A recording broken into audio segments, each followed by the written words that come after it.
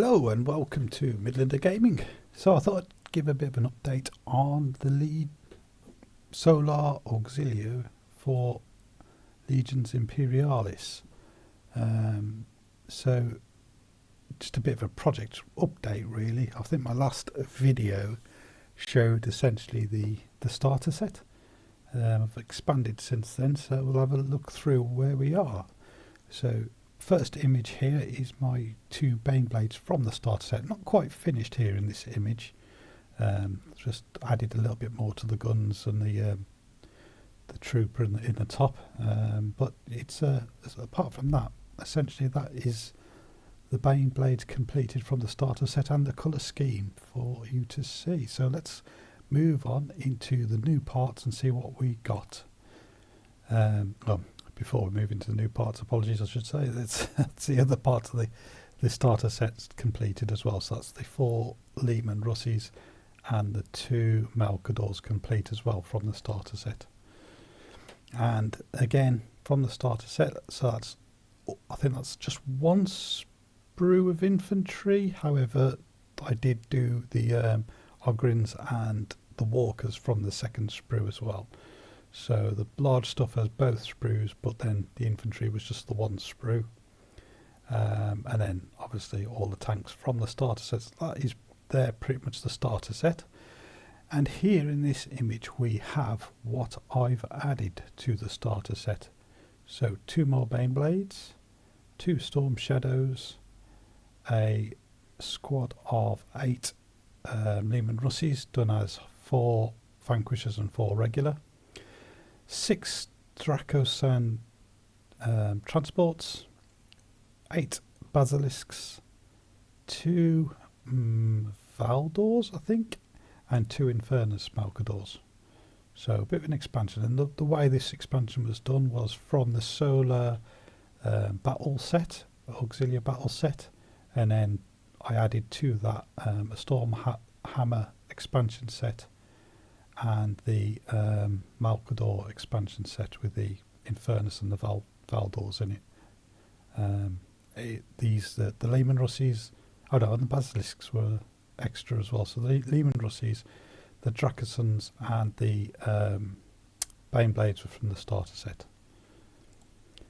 And also from the starter set was the support weapon.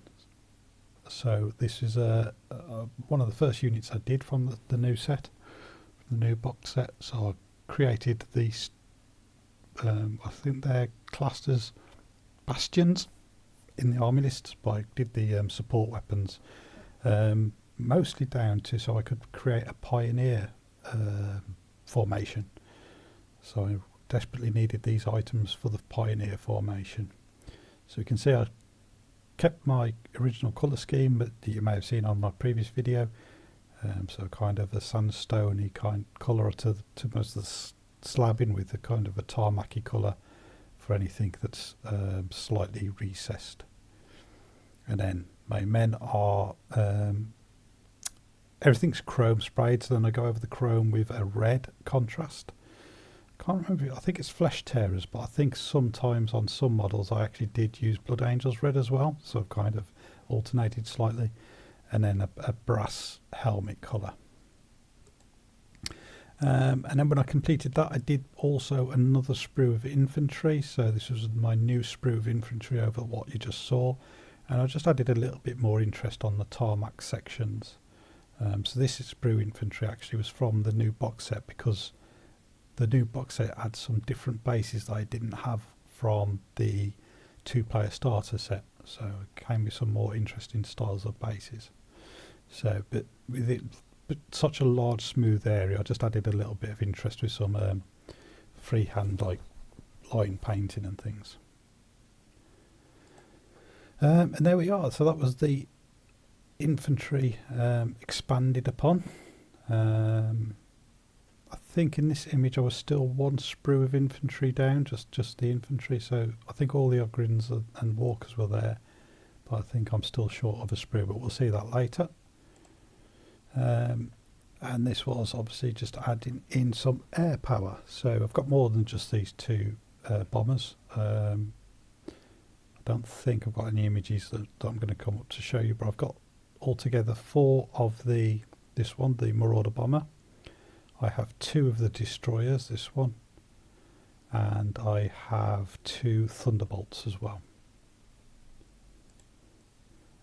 So going back to the new units that I have added to the list, I also realised I hadn't added any of the decals to the units, so I've gone for the kind of the Spartan helmet. Out of this sections, I can't remember what Solar or Auxilia Legion or whatever they called formation. I don't know what formation they were, but I just went for it because it was a nice design, fitted on nicely into a lot of the panels, and stood out against the camo that I'd bought, or painted rather. Okay, so we can see they're not quite finished in this image. Just I have since completed the touching up the exhausts and the guns with some other colours and the tracks as well, but we'll see that shortly. And there we are. There is the completed image. As you can see, we just touched up the all exhaust tracks and some other little widgety bits here and there, as I said, and pretty happy with it. It's quite a fast and easy colour scheme.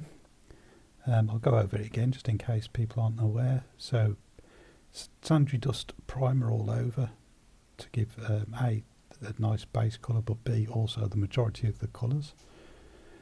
I then dabble on a contrast paint of Militarum Green in the camouflage patterns and sections. I then dry brush it with a sandy or ivory kind of colour all over, including the green, and then wash thoroughly in sepia just to blend in some of the dry brushing, but also go into all the recesses to create some depth. And then after that is picking out the detail, adding decals.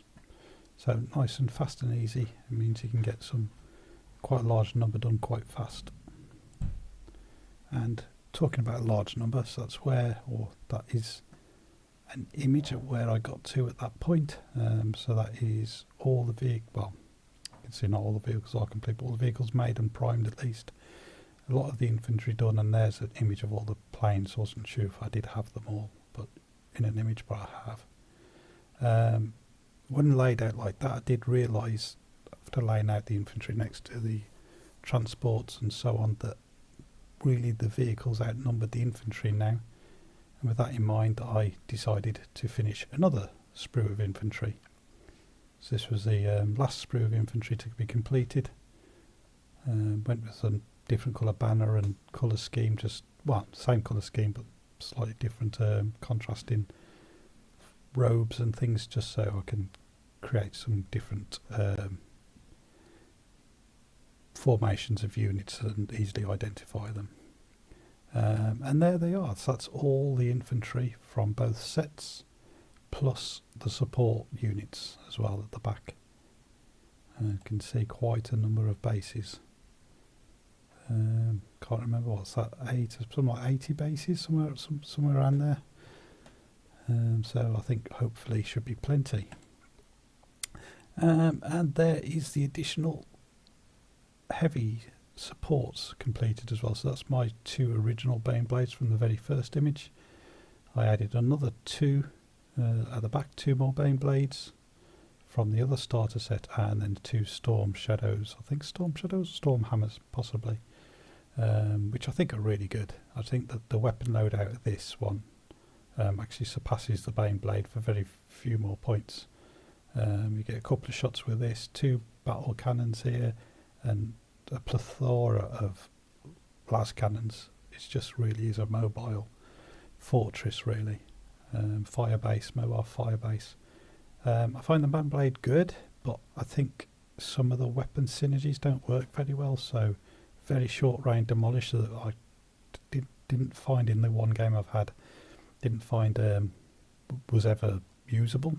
It was never really in range. The point defence I don't mind, so the heavy bolters or flamers or autocannons, depending on what you want to put on, they work as point defence. But essentially all I was using was a Bane Blade cannon, which with one shot was meh. You know, when it hits, it's good, but when it, it's only 50% chance of hitting. Plus, if there's cover involved, you're probably not going to hit. And then it's got the 2 las cannons. So, yeah, this one far surpasses the regular Baneblade, really. Anyway, and there we are with the all Lehman Russies. Pretty much finished. The man's not quite finished in these images, but whatever other than that, everything's completed on those. So there we can see 6 of each, 6 are regular loadout and 6 vanquishers. I do like the look of the other Lehman Russies, so the plasma cannons, demolishers and so on and so forth, but I think for weapon loadouts these probably seem best. I mean, the vanquisher's awesome with its range and hitting power, but I've just also gone for the regular Baneblade cannon just because it's a lot more flexible as well, and still has decent range, whereas the other Baneblade options seem either limited with range, it's a good gun but limited with range, or it doesn't do anything better than the Vanquisher does. So considering there's no points difference in every single version of these Lehman Russies, I don't see the need to have anything but these 2 options personally. Let me know if you find anything different with your whatever you've used. The twin las cannon one and the auto cannon one possibly might have some use, but the demolisher I find very, very short range to be useful. Maybe on Lehman Russies it might be useful, but certainly not on the Baneblade. And there is all the vehicles. So decent amount. The 8 basilisks, which is an awesome weapon, but again at a 4+ to hit, it can be quite tricky to lay down significant damage. However, having huge range and not needing the line of sight just means you can just plonk them down and attack anything to your heart's content. The Valdors are there now and the Infernus painted up. The regular Malcadors, which I think are really good actually, with the Vanquisher cannon, las cannon at the front and las cannon sponsons, I think that actually is a pretty powerful loadout that is on par really with the Baneblade, to be honest. The las cannons sponsons are pretty much even, but this has got las cannon on the hull versus demolisher, and then the Vanquisher cannon, while it's only anti-tank, hits harder than this one, so, and has a longer range. So bizarrely, I kind of think 2 of these is better than 1 Baneblade, and then you have 4 wounds of it as opposed to 2. However, the Baneblade is such a nice model that I'd still take it every single time. So there we have it. That is the armour, and with that in mind, lots of armour and lots of infantry, I decided I had to expand on the Titans that I have. So this is the Titans out of the starter set, as you can see by the weapon loadout. Possibly not the best weapons, but I already have plenty of heavy bolters and plasma guns and so on and so forth. So I went with this one because it looks cool. The Volkite Corvin or something, I think. The twin melter looks cool, so I went with that one as well. And over here I went with the missile one because again it looks good and has very good range. So thought it'd be quite useful on a Titan. And there we are. They're finished apart from decals, but again matched up to the bases for the rest of my infantry. As I look at them, I can see some other little bits here and there that I'd like to do, just maybe add a bit of glow on these, like I say, the decals and little bits here and there, but certainly good enough for gaming with. And talking of gaming, I laid out some terrain just to see how it would look. So I don't have tons of terrain, so I've used a bit of a mixture. We've got some mech wire item stuff here, which is about the right scale. We have the GW terrain here, a combination of the Spire set and the regular set. We've got some old resin Forge World epic fortifications here and here. We have the GW Manufactorium set, I think it's called, over here. And then we have the old Epic 40k ruined terrain here. So a bit of a combination of things. Got a mat from, can't remember where the mat's from actually, but it's a nice kind of cracked industrial tarmacy concrete sort of looks. Works at most scales, I think. But when I laid it out, I realised it was a bit plain, so I've actually made this road section out of, it's actually a fabric tape, which I then primed a combination of blacks and browns and greens just to give it a bit of a tarmac colour. So pretty happy with how it looked. I would like to expand a little bit on the terrain. The one thing I'm not too happy with is how flat it is, so I'd like actually to add some elevation and possibly mount some of this terrain onto raised plinths and things just to create a bit more of a I don't know, a pleasing look. So there's some closer images so we can see the GW terrain here, current GW terrain, ex-GW terrain here made into some ruins, the Mech Warrior terrain here, kind of a cardboard terrain but nice and effective, nice and quick and easy, and then the Manufactorium terrain here with a couple of little bits I created here out of, I think that's a children's bubble blower, and I think that's an ink cartridge here from a printer, but yeah, it works, it's good enough. And then we had a very first game, so it's just a bit of a practice game. I combined some of my terrain with some of my friends' terrain and some 15mm roads, which are probably slightly out of scale. However, when you see a tank, it's not too far off. So one tank is roughly, fits on one side of the road. You probably think being a tank probably should take up most of the road in reality, but it's not. It was close enough. But it was a nice learning game we had. That was the layout of the board. So, like I said earlier, it had some nice elevation, which really made a difference. Gave some line of sight blocking, but also meant you could, if you were on it, you could have a nice view of the whole board. It gave you a commanding position. And this was my list, so it's 1,000 points. We chose 1,000 points each. For my list, I tried to have a bit of variety so I could just practice with as many different unit types as possible. So I had vehicles, super heavy vehicles, I had a plane, I had some artillery, infantry, and some automated weapons. So the way I've created this list was I had a pioneer list. So I had a couple of units of the bastion items. Got my storm section there, and then I added to it a artillery unit, and I added to it one core infantry unit, which I then fully expanded with extra, because it comes 4 bases, so I added another 4 bases of regular las rifles. I added some flamers which come in at 2 bases, and I added some Ogryns which come at 2 bases. So 1, 2, 3, 4 extras into that core set, which gave it quite a decent size infantry unit, as well as, and I had an extra unit on the storm section as well, so 6 of the Venatari, I think it is, storm squad. 4 Lehman Russies, then I had an armoured company with 4 Lehman Russies as one battle tank, a Infernus as the other battle tank, and a super heavy detachment of 2 Baneblades, and then supported them with an aeroplane. I was faced off against Marines, Ultramarines to be precise. This is my friend's army that he's currently painting up.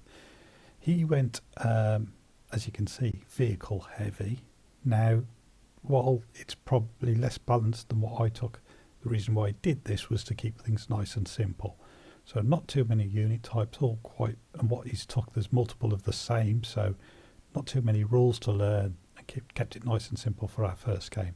It did mean, unfortunately, it was probably a bit too focused on vehicles, so it made it very difficult for an objective-based game with having vehicles, and no infantry to capture with their increased objective stat. I can't remember what it's called. The can't remember the name, but the rating to capture objectives. Infantry obviously have a much higher stat to vehicles, which I think vehicles count as 2, whereas infantry count as 5. So it means you need 2 or 3 vehicles to cancel out an infantry stand. So obviously quite tricky for a vehicle heavy army to capture objectives. However, he did have 6 Kratos plus a Kratos commander, so that was a really nasty section. And by taking the full 6, that meant that they actually discounted very, very heavily, so they were actually really cheap each. And then he had 6 of the Sabres with the neutron gun, 2 Sicarians and 3 Predators, and obviously a Thunderhawk as well. So didn't really take too many images, but this is kind of a layout I came from this end of the board. The Thunderhawk mostly came on in this corner because I could not drop him, but activate him. I could quite often force the Thunderhawk to come on first, and then I'd come on with my Marauder bomber with 4 Sky Strike missiles and twin las cannons and shoot everything at the Thunderhawk. And it took a couple of turns, to be fair, before I shot it down. I think I took a wound off quite early on, but then I had all sorts of guns trying to shoot it to get that lucky 6 and kept missing, or he kept saving it with his armour saves. My opponent actually made a lot of armour saves. However, he also missed a lot with shots, so it kind of balanced out. But yeah, finally took that down after concentrating quite a lot on it. It was quite a tough plane, but it is a lot of points, so it's a risk. And his Kratos were very scary. I shot at them several times with various weapons, and I think I took 1 wound off. In the end, the thing that killed them were Ogryns and infantry ganging up on the units. They happened to be in this building here when he got too close with a charge icon. They charged out, lost quite a lot of bases. I think there was a 12 base squad, so 1, 2, 3, 4, 5, 6, 7. So I lost 5 bases to Overwatch when they ran out, which was very close to breaking them, or forcing a morale rather. So it was highly risky because there's so many guns on here. Fortunately, charging around here meant some of the guns didn't have a line of sight because of the fire arc. As you can see, the ones at the front, each tank here had 2 on them at the front, and I lost all of them bar 1 Ogryn. So quite a lot were mowed down before they got into combat.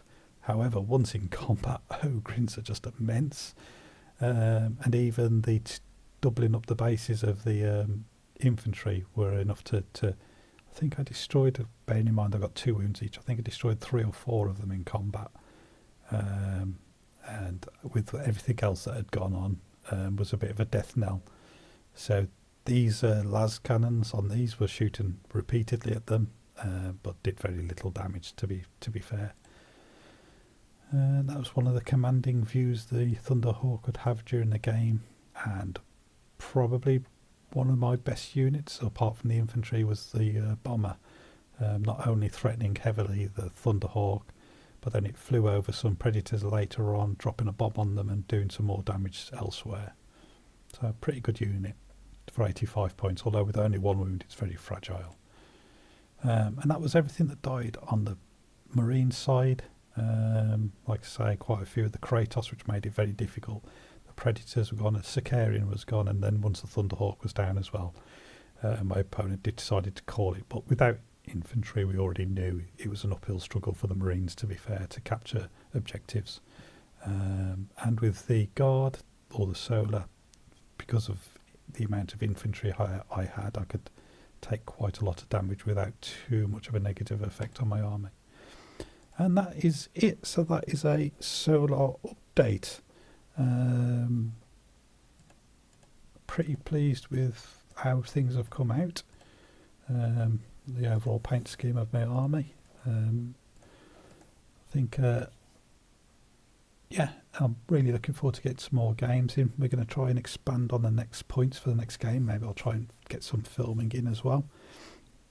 And add a few more Knights or Titans as well, just to create some extra flexibility, but taking it one step at a time. We've got a few other opponents also painting up some lists, so I am hoping to get some games in. and if I do get some recordings, then I'll get them up on the channel. So I hope you've enjoyed it. Please let me know how you're getting on with your Legions Imperialis as well. Quite keen to hear how, what tactics and what units people have tried out, what works well, what doesn't work well, what is fun, maybe some interesting stories. Pop them in the comments, and I'd love to read them all and reply to them all as well. So thanks for watching. See you again soon. Bye bye for now.